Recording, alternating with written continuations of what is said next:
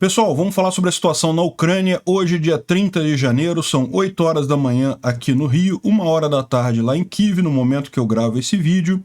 E parece que na região de Kriminá, os russos passaram a ofensiva, né? Os ucranianos estavam avançando ali, parece que os russos agora estão avançando na região de Kriminá. Será que já é indicação de uma possível ofensiva russa aqui em Luhansk? Bem, por hora, as informações são de apenas algumas tentativas de avanços russos com tropas do VDV na região, né? Vamos acompanhar isso daí, nada significativo por hora. Os ucranianos destruíram pela segunda vez uma ponte aqui próximo a Melitopol, interrompendo o tráfego ferroviário nessa região. Mais uma vez, usaram HIMARS e isso é a segunda vez que eles atingem essa ponte, atingiram justamente quando ela estava sendo consertada para voltar a operar. Em Vuhledar não teve nenhuma grande mudança, a situação parece a mesma. Agora, o ânimo dos comentaristas russos certamente piorou muito. Tanto o Khodakovsky quanto o Strelkov estão muito pessimistas sobre a situação em Vuhledar, né? Os russos estão muito preocupados com os tanques Abrams e Leopard, que devem chegar ainda mais na frente, mas já distribuíram folhetos entre os soldados sobre como destruir esses tanques e ofereceram uma recompensa milionária para quem destruir o primeiro tanque ocidental desses aí lá na Ucrânia, né? E, bom, o Putin condenou o ataque ao Irã, mas uma fonte sugere que, na verdade, ele pode estar por trás desses ataques. Será que faria sentido isso? O Putin atacar o Irã? Será? Vamos entender esse assunto, esses e outros assuntos, vamos falar sobre eles em detalhes. Essas notícias foram sugeridas por Estação Verão, Onça Vegana e várias outras pessoas. Obrigado ao pessoal que sugeriu a notícia. Obrigado a você que está assistindo o nosso vídeo. Se você gosta do nosso conteúdo, por favor, deixe o seu like e se inscreva aqui no canal, né? Pois bem, o exército ucraniano lançou um comunicado, hoje eles fazem isso todo dia, tá? Todo dia eles lançam um comunicado dizendo as novidades na linha de frente, né? E geralmente é muito pouca informação, porque, né, eles não podem dar muitas informações, justamente porque isso ajudaria os russos. Mas segundo eles estão dizendo aqui nesse comunicado de hoje, os russos mudaram as operações para o modo ofensivo na região de Lima. Lima é uma outra forma de falar a região de Kriminá, né? Porque Lima está aqui, já foi retomada pelos ucranianos há bastante tempo, Kriminá está aqui, bem distante, né, e coisa e tal, mas é lógico, essa área toda aqui está em disputa, né, entre Lima e Kriminá. Então, quando os ucranianos avançam, entende-se que é na direção de Kriminá, os russos avançando é na direção de Lima, né? Então, a gente sabe, existem algumas indicações que haveria uma grande ofensiva russa em Luhansk. Pode ser que seja isso daí, pode ser que tenha começado hoje, tá? Agora, a gente não sabe ainda, né? Por enquanto, o que você tem só é justamente esses várias tentativas dos VDV de avançar por aqui, mas não tiveram nenhum grande sucesso, e chegou um monte de reforços na cidade de Rubizhne, né? Rubizhne é essa outra cidade aqui, próxima a Kriminá, e certamente é usada como apoio aqui para Kriminá, para essa suposta ofensiva. Vamos ver se os russos conseguem realmente fazer alguma coisa aqui, tomara que não consigam. Os ucranianos destruíram essa ponte aqui, próxima a Melitopol, tá vendo? Uma ponte ferroviária, tá bastante destruída aqui, foram destruídas com HIMARS de ontem para hoje, e isso deve deixar essa ponte fora de operação, essa linha fora de operação por um tempo. Não é a primeira vez que os ucranianos atingem isso daqui, ela fica neste ponto aqui, ó, tá vendo? Entre Melitopol e Tokmak. Eu acho que dá para ver melhor nesse site aqui. Aqui, ó, Melitopol tá aqui embaixo, Tokmak tá aqui em cima, a linha preta é a linha férrea, é a linha que faz isso daqui. Aqui ela cruza esse rio, ó. E justamente foi aqui nesse rio, essa ponte ferroviária aqui, que foi destruída, né? Que foi pelo menos, quer dizer, foi pelo menos incapacitada por enquanto, né? O pessoal está comentando aqui que os danos não parecem ser tão grandes, ou seja, não parece ser dano na estrutura da ponte. A estrutura da ponte está intacta, embora tenha caído essa seção aqui, isso não deve ser tão complicado para os russos repararem. O detalhe que eles estão falando é justamente que, no momento que houve o ataque, estavam consertando a ponte. Então isso também causou a morte de algum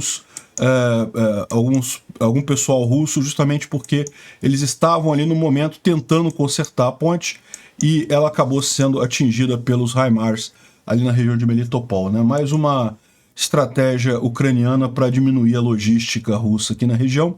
Dá para ver que essa é a única via que eles têm para chegar aqui na região de Kherson, na Crimeia e coisa e tal, né? Lembrando que aqui no estreito de Kerch, na ponte da Crimeia, a ligação ferroviária aqui ainda está precária, né? Passa trem, mas passa só com uma capacidade limitada, não tem a capacidade completa da ponte antes do ataque ucraniano a essa ponte, né?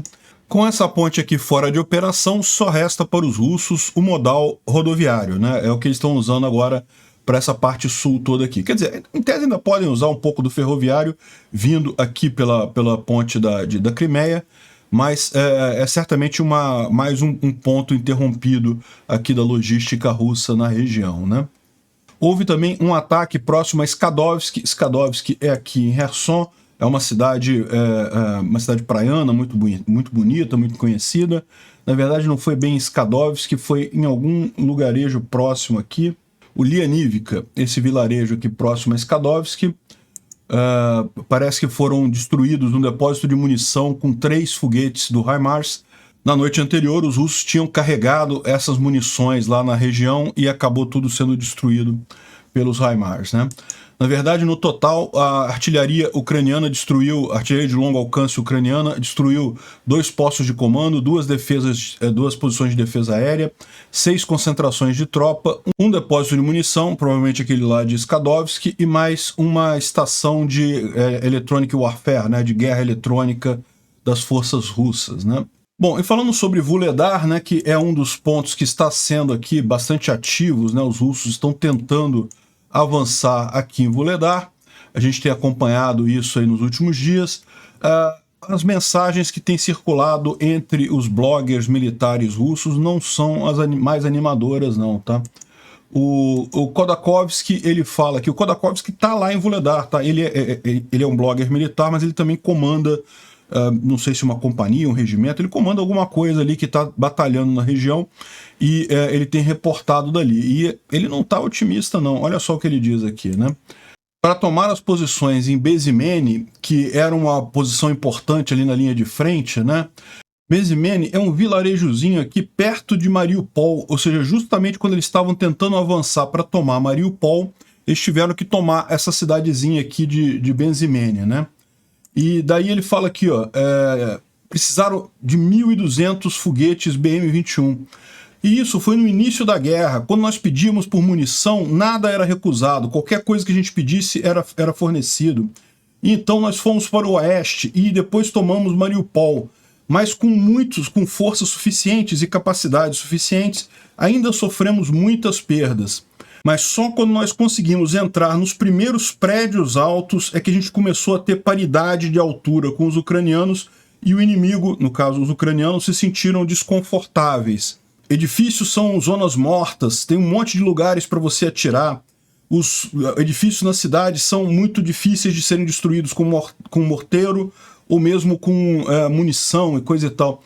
Enfim, o que ele está dizendo aqui? Ele está chorando isso tudo aqui justamente para dizer que a situação lá em Vuhledar está muito complicada, né? Vuhledar é aqui em cima que eles estão lutando agora.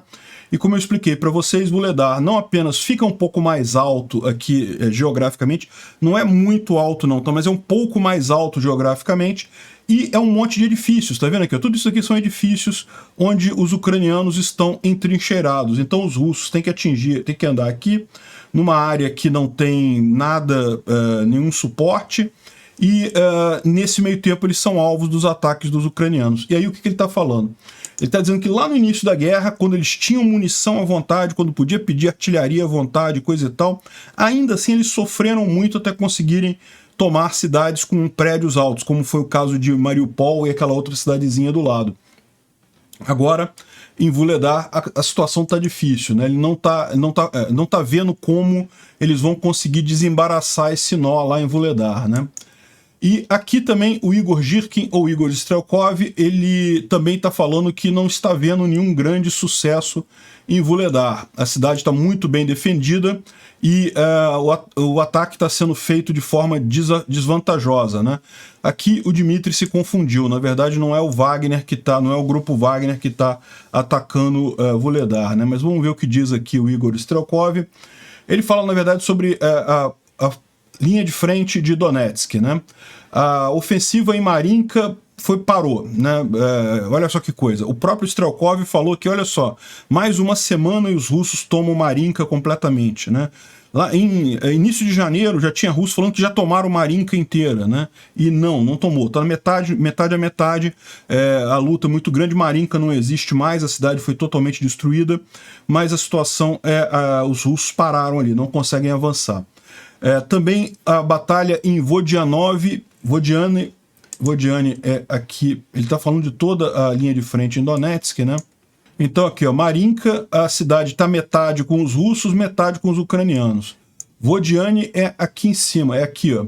Também os russos chegaram a avançar aqui, na verdade a situação aqui é a seguinte, os russos estão na parte sul desse rio aqui, e essa parte norte aqui de Vodiane está com os ucranianos.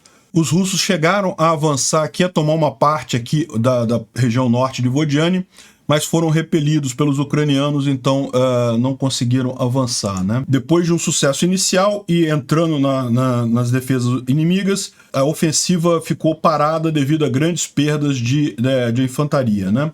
É o que a gente falou também, os ucranianos repeliram eles totalmente, né? A falta de munição de artilharia e, em geral, suporte técnico pobre às ações das unidades de ataque e o pequeno número de unidades, ao mesmo tempo, acabou gerando esse problema, né? Ao mesmo tempo, ninguém do pessoal que está na linha de frente consegue me dizer se eles conseguiram tomar Vodiane completamente ou apenas parcialmente, né? Na verdade, como eu falei, é parcial o domínio que eles têm lá. Em Vuhledar, as bravas comemorações sobre uma entrada dentro da cidade, coisa e tal, como esperado, ficou claro que eram mentiras, né? Esperado porque Denis Pushilin gritou muito alto que tinham conseguido isso, e ele é especialista em mentiras.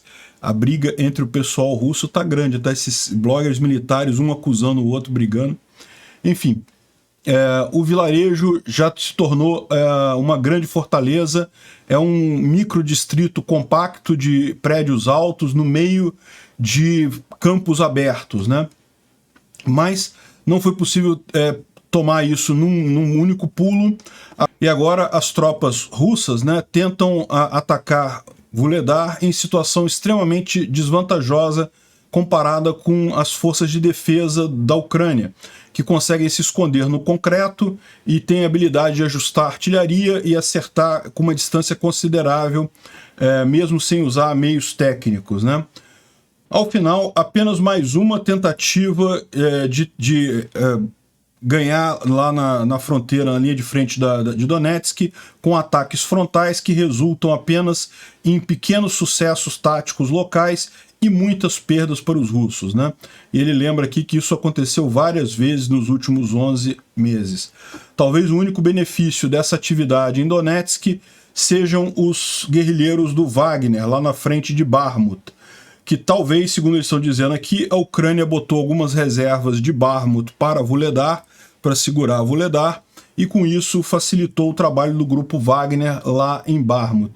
Isso é uma possibilidade, tá? Eu não sei se foi isso que aconteceu especificamente, mas existe essa possibilidade. E faz sentido, porque como eu falei para vocês, ao contrário de Bakhmut, que não é uma cidade estratégica, não muda nada se os russos ganharem aqui. É lógico, é ruim, ninguém acha que é legal perder a cidade, não é isso.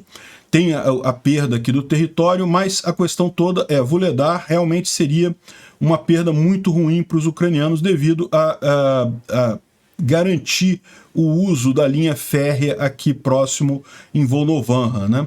Então é muito mais importante manter Vuhledar do que manter Bakhmut. Se os ucranianos trouxeram reservas daqui para cá, fizeram certo no final das contas. Mas me custa crer que os ucranianos não teriam outras reservas para colocar aqui também, né? De qualquer forma, se foi essa a decisão, tá beleza. O Tatarigami fala que a situação lá em Vuhledar continua difícil, continua na mesma, ou seja, os ucranianos não ganharam a parada, né? Continuam os russos atacando, mas a situação está estável, os russos não conseguem mais avançar com tanta força, perderam o momento inicial do ataque, né? Os ucranianos conseguiram reverter isso, e agora continuam tentando, mas sem muito sucesso.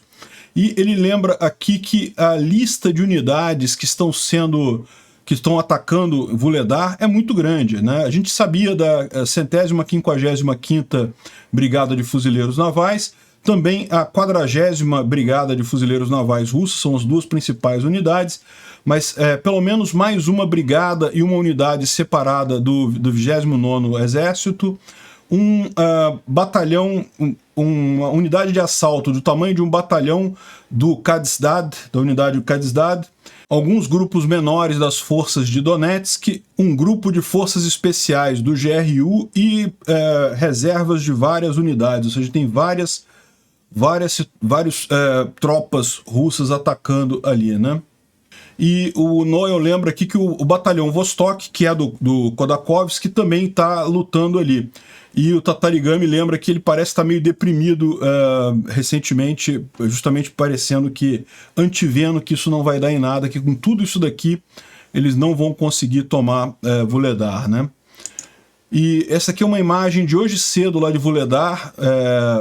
Dá para ver que a cidade está realmente numa situação complicada, os russos bombardeando a cidade bastante. Dá para ver qual que é o problema, né? Repara, essa aqui aparentemente é uma imagem tirada do lugar dos russos, né? Porque é justamente o que você vê, um campo aberto e lá atrás um monte de prédio alto onde estão os ucranianos. Por mais que os russos estejam bombardeando, não conseguem suprimir totalmente as posições ucranianas. Os ucranianos com muita facilidade atingem os russos que tentam avançar em direção à cidade, né? E é aquilo que o pessoal estava comentando. No início da guerra, quando eles tomaram Mariupol, por exemplo, Mariupol foi muito difícil, perderam muita gente, muito mais gente do que aqui, na verdade, né? O Mariupol é um verdadeiro cemitério de russo, aquilo ali. Mas mesmo ali, eles tiveram dificuldade por conta disso, eles só conseguiram realmente avançar quando tomaram os primeiros prédios, né? E Mariupol, eles tinham maneiras de chegar próximo aos prédios. Aqui não tem, em redor de Vuhledar é tudo campo aberto. Então, realmente, do ponto de vista estratégico, é muito difícil tomar essa cidade, né? Bom, vamos dar uma revisada na linha de frente aqui pelo DEFMON, ver os outros pontos aqui de interesse. E tá aqui o ponto que a gente já mencionou, que os russos partiram para ofensiva aqui na região de Kriminá, né? Então, repara, eles já estão tentando atacar Terni e Ampolivka, que são bem próximos aqui do rio Zerebets. Isso é um problema, né? Esse rio já tinha sido liberado pelos ucranianos há bastante tempo. Também tentaram atacar Dibrova e aqui Bilororivka. Bilororivka eles tentam o tempo todo, não vejo grandes coisas não. Mas lembra, a gente tinha mencionado isso, né? Os russos colocaram um monte de reservas aqui e particularmente do VDV, que é uma tropa de elite russa. Então parece que isso indica que realmente eles vão tentar uma ofensiva aqui. Vamos ver se eles vão conseguir de fato fazer alguma coisa. Todas as ofensivas que eles tentaram nessa região não tiveram sucesso. Os ucranianos conseguiram repelir completamente as ofensivas, mas lógico, a gente tem que ficar de olho para ver o que vai acontecer aqui, né? Os russos atacaram Dibrova, isso provavelmente foi feito pelo 76ª Divisão de Assalto Aéreo, ou seja, paraquedistas, VDV, né? Cada vez mais as forças russas estão usando o VDV e infantaria naval, ou seja, marines, para ações ofensivas recentemente, né?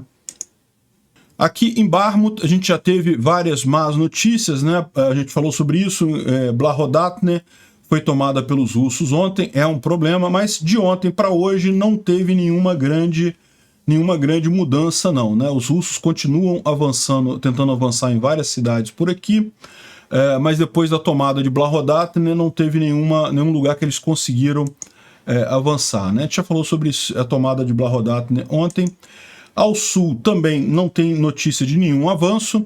Os russos, de fato, conseguiram fazer um grande avanço aqui nesse canal, mas isso já tem alguns dias, né? E a partir de um determinado momento eles não conseguem mais avançar aqui próximo de Ivanivsk, justamente porque ainda tem tropas ucranianas aqui na região, e aí fica muito difícil para eles avançarem.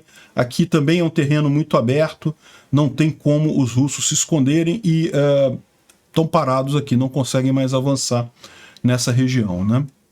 Ou seja, a situação em Bakhmut, de forma geral, ela não está tranquila. longe disso, né? Está cada vez mais ameaçado aqui, essa rota aqui é 0504 aqui ao sul e também essa M3 aqui ao norte, mas de ontem para hoje não teve nenhuma mudança. A gente tem visto que, ao contrário de quando começou essa ofensiva ali por Soledar, em que os russos conseguiam avançar muito rapidamente, o ritmo desse avanço caiu significativamente aí nos últimos dias, né? Aqui na região de Donetsk, os russos tentaram avançar aqui em Vodiane, como a gente falou, em Marinka também, e outras cidades por aqui, mas sem nenhum grande avanço aqui também. E ele fala aqui sobre Vuhledar, mas não tem nenhuma novidade em relação ao que a gente falou. É basicamente a mesma situação de ontem, ou seja, os russos tomaram Mikivsk, Mikivsk não estava totalmente tomada, eles tomaram totalmente Mikivsk, Pavlivka já estava totalmente tomada, além disso tomaram essa região aqui, essas dachas aqui ao sul, e essa outra região aqui, que é uma região de casas um pouco isoladas aqui, né? Mas não estão nem perto ainda de Vuhledar. Eles chegaram perto de Vuhledar, tanto aqui nessas casas do lado de cá, quanto aqui no hospital que fica aqui ao sul de Vuhledar, mas foram repelidos pelos ucranianos, acabaram voltando aqui para essas posições e parece que está bastante difícil de conseguir alguma coisa por aqui, né? Ele complementa aqui, pelo que eu posso ver, esse ataque parece que foi mal planejado pelos russos. Atacaram sem ter a capacidade de artilharia adequada novamente, ou é possível que eles tentaram agir com o fator surpresa, né? E pode ser, quase conseguiram, né? Lembra? Eles chegaram a ficar lá perto de Vuhledar, talvez eles tivessem tentado o fator surpresa. E aqui ele mostra uma imagem também de Vuhledar, então isso daqui é a visão dos russos. Repara como é que é, um monte de prédio lá atrás e um campo aberto para você chegar lá.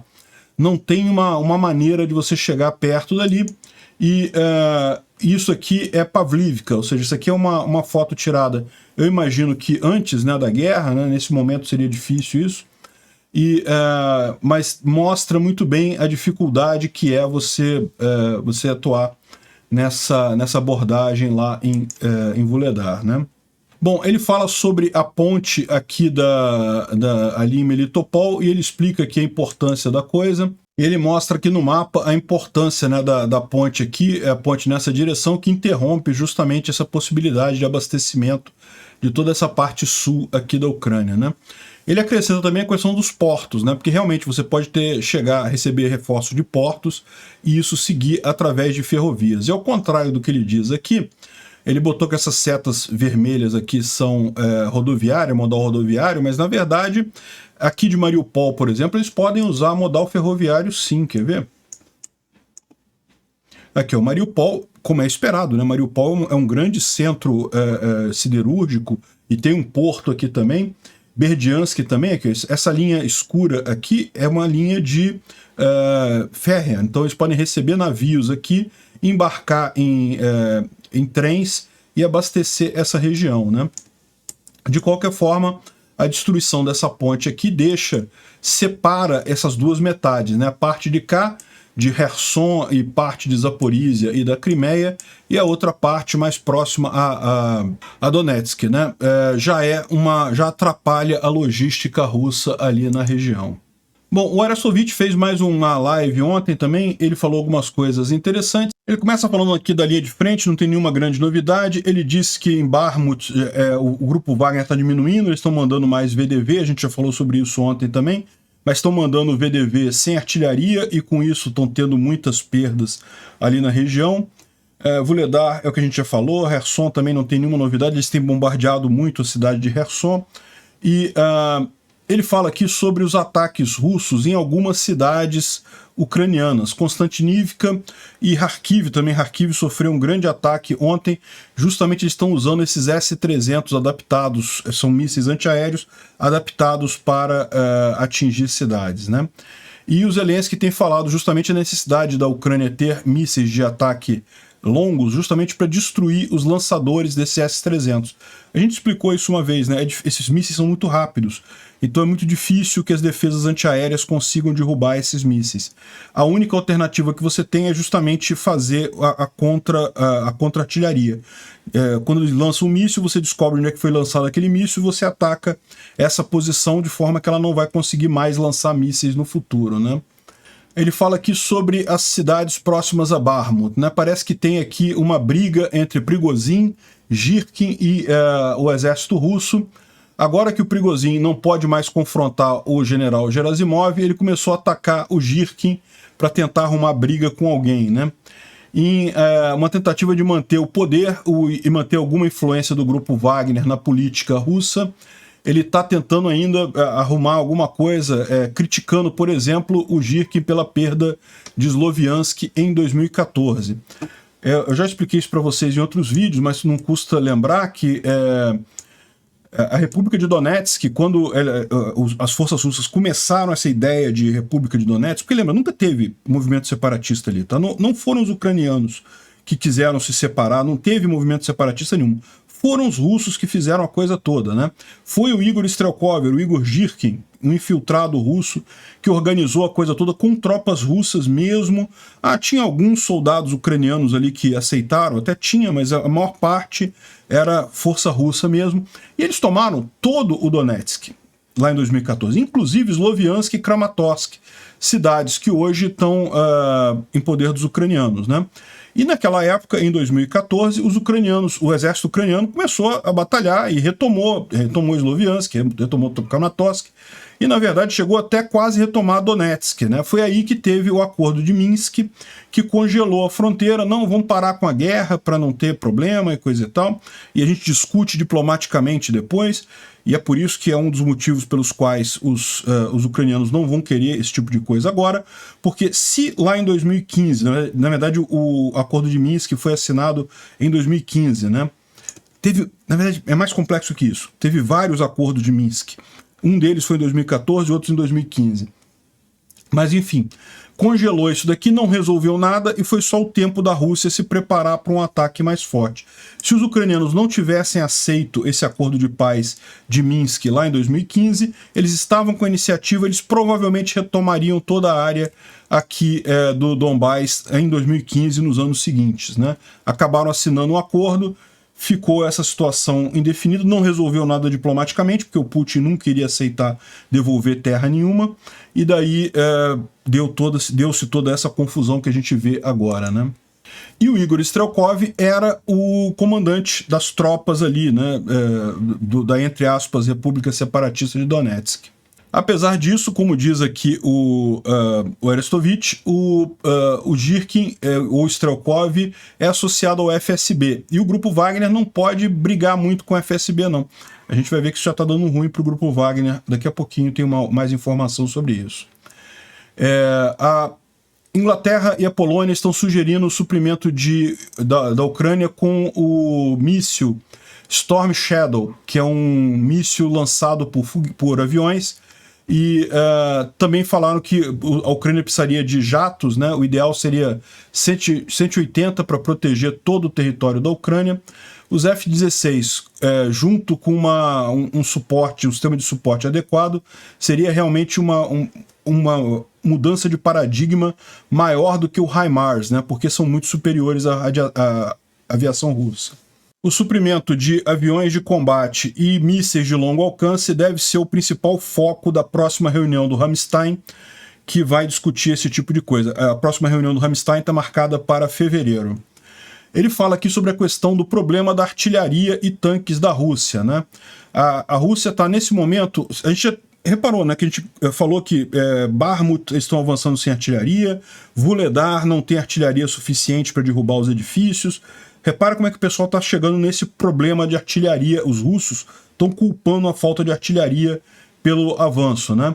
Ele diz aqui que, olha só, o número de salvos de artilharia russos está na casa de 15 mil por dia neste momento, o que é uma queda da média de 20 mil por dia que estava acontecendo no outono e dos 40 mil por dia quando a Rússia estava atacando Severodonetsk e Lysychansk no verão, né? Verão no hemisfério norte, entendam, né? É ali maio, junho, que foi o ataque a Severodonetsk e Lysychansk. A artilharia russa é a base da estratégia de guerra russa. E a falta de munição de artilharia está forçando a Rússia a mudar táticas, mandar infantaria na frente sem suporte de artilharia. Não está claro se a Rússia consegue resolver o problema da munição delas, né? Eles já pegaram uma parte do que tinha no armazenamento em Belarus e a capacidade do Kremlin de mobilizar pessoal, o complexo industrial é questionável, né? Ou seja, o Putin pode obrigar o complexo industrial a produzir mais munição, mas isso é questionável se eles conseguem devido às sanções e às dificuldades que eles têm lá, né? E tem gente dizendo que eles estão usando pouca artilharia, que eles estão economizando artilharia, justamente porque os russos estão guardando artilharia para a grande ofensiva lá em Luhansk.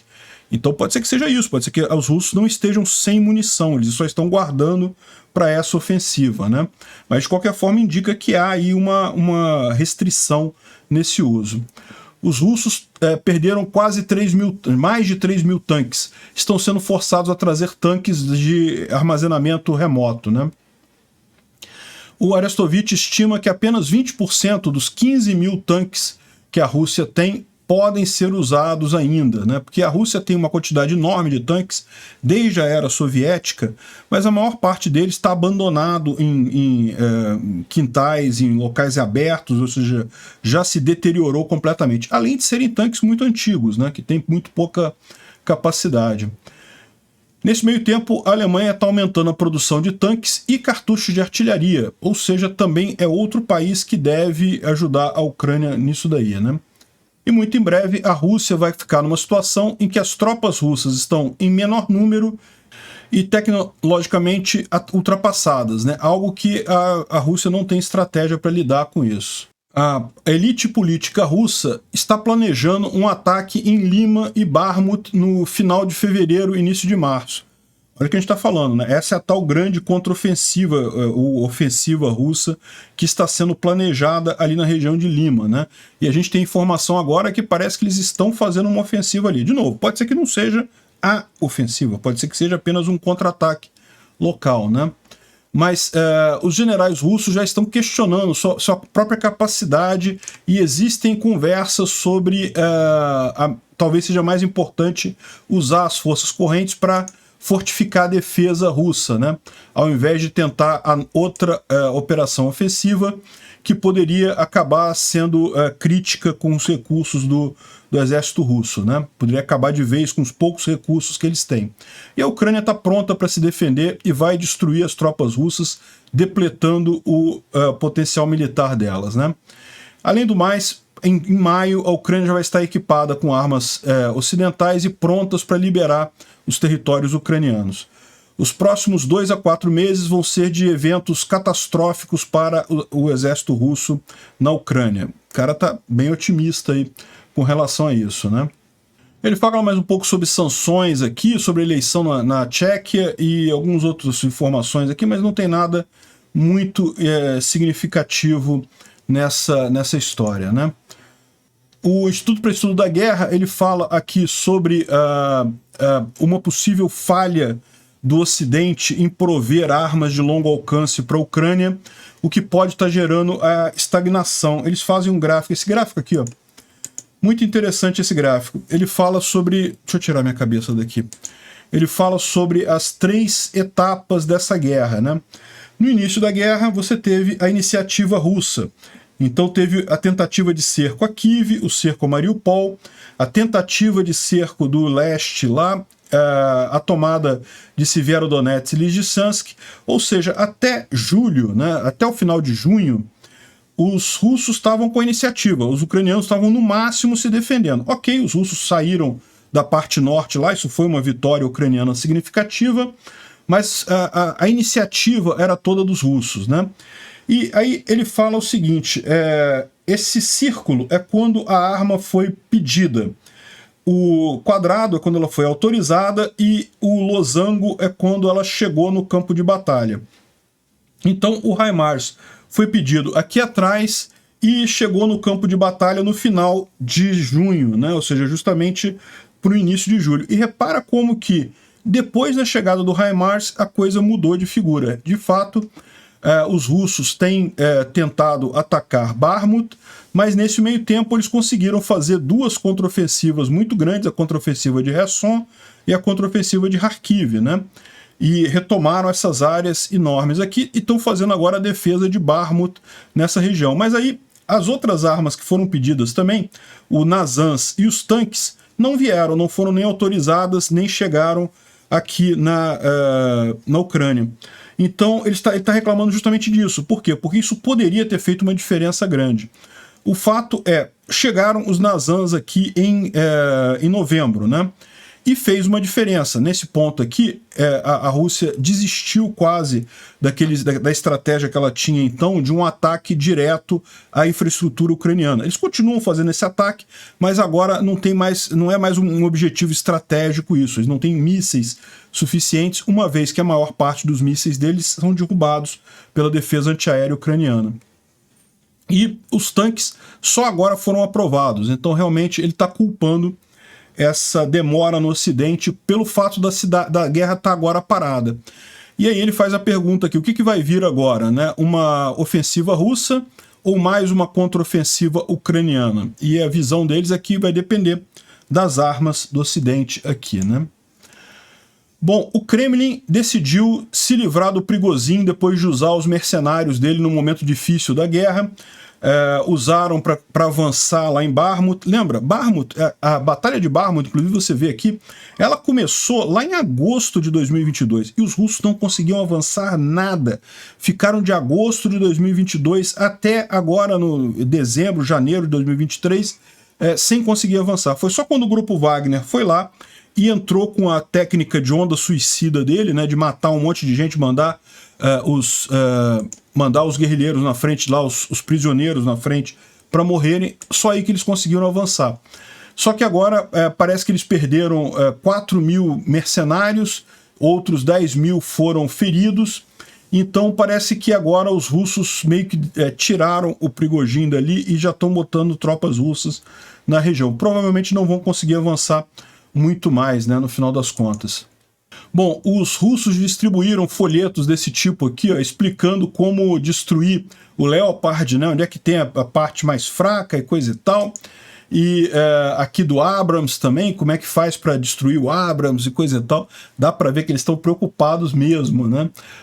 Tá longe ainda os tanques chegarem na linha de frente e eles já estão tentando destruir. E mais do que isso, eles falaram que uma companhia chamada Fores, né, especializada em equipamentos de óleo, colocou uma recompensa para quem destruir ou capturar os Abrams e Leopards na Ucrânia.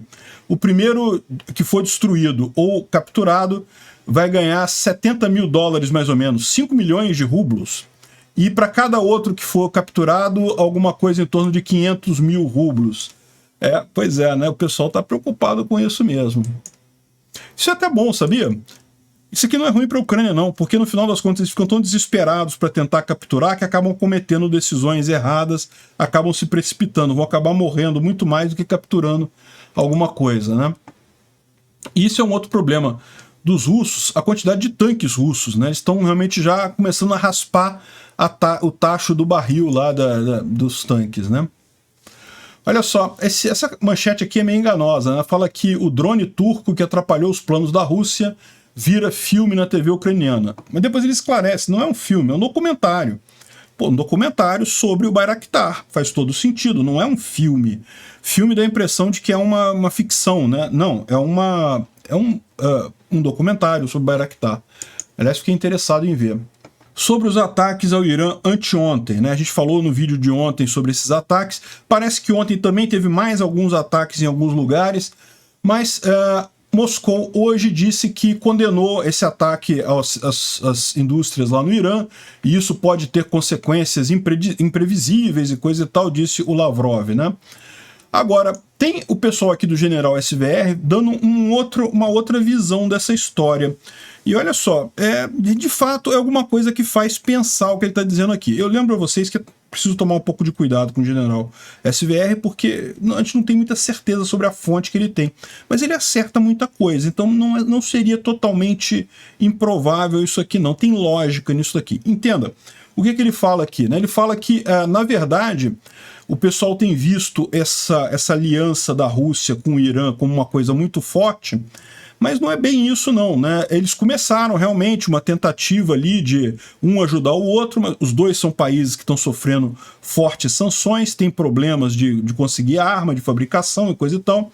Então o Irã de fato chegou a ajudar a Rússia, vendeu alguns drones e coisa e tal, mas o Irã quer tecnologia nuclear e a Rússia não está disposta ainda a chegar neste ponto. Então, as negociações não estão andando tão rápido quanto tanto Putin quanto o cara de Teherã lá esperavam nessa situação. Então, embora os dois sejam aliados, não são tão aliados assim. E aí ele lembra de um outro aspecto aqui, né, que estão negociando mísseis e coisa e tal, mas não teve míssil iraniano ainda sendo usado por Moscou, ou seja, essa negociação ainda não avançou. E aí ele lembra um outro negócio também, que o Putin, ele também é aliado de Israel, né? Israel, inclusive, está neutra nessa guerra, porque Israel sempre teve uma aliança muito forte com a Rússia, né? Então, o que eles estão dizendo aqui é que, na verdade, essa é a história que está dizendo aqui, tá? Então tomem cuidado com isso. Mas o Putin, ele tem câncer, está sendo tratado por doutores de Israel e que... em troca disso, ele teria fornecido justamente um monte de informações que ele tem sobre as instalações iranianas que produzem determinados armamentos, né? A requisição dessa lista de instalações teria sido feita no dia 26 de janeiro e o Putin aceitou essa demanda de Israel, né? E daí, provavelmente, a inteligência israelense já tinha informações sobre onde estavam essas instalações, mas isso serviu como confirmação. Então, essa confirmação do melhor amigo do Irã, o Putin, foi algo inestimável, né? E todas as instalações militares que foram atingidas no território iraniano estavam nessa lista que teria sido entregue pelas ordens do Putin, né? E é aquele negócio... É verdade isso daqui? Eu não sei, né? Que o Putin está doente, a gente acha que ele está, mas não quer dizer que seja uma doença terminal, que seja algo assim tão desesperador, né? Que ele tem alguma briga com o Irã? Tem alguma briga com o Irã. Parece que a coisa não está 100%, não é aquela amizade best friends forever, os dois ali, não. Mas daí ao Putin entregar a localização de bases do Irã para Israel, eu não sei não, essa história me parece complicada. Mas é um take interessante, né? Um ponto de vista interessante. De fato, a Rússia também tem muitos laços com Israel. A Alemanha está mandando um sistema para tirar minas, né? Um removedor de minas automático aqui. Eu imagino que ele seja resistente às próprias minas, né? Infelizmente só deve chegar no final de 2023. Isso daqui foi uma situação absurda, né? Um casal estava conversando num restaurante falando contra a guerra. O pessoal que estava na mesa ao lado ligou para a polícia e denunciou o casal. A polícia foi lá no restaurante, algemou o casal. Os caras estavam conversando, criticando a guerra. Já foi o suficiente para a polícia entrar lá, prender os dois. A criança, eles estavam com uma criança de 9 anos de idade, foi levada para os serviços sociais, né?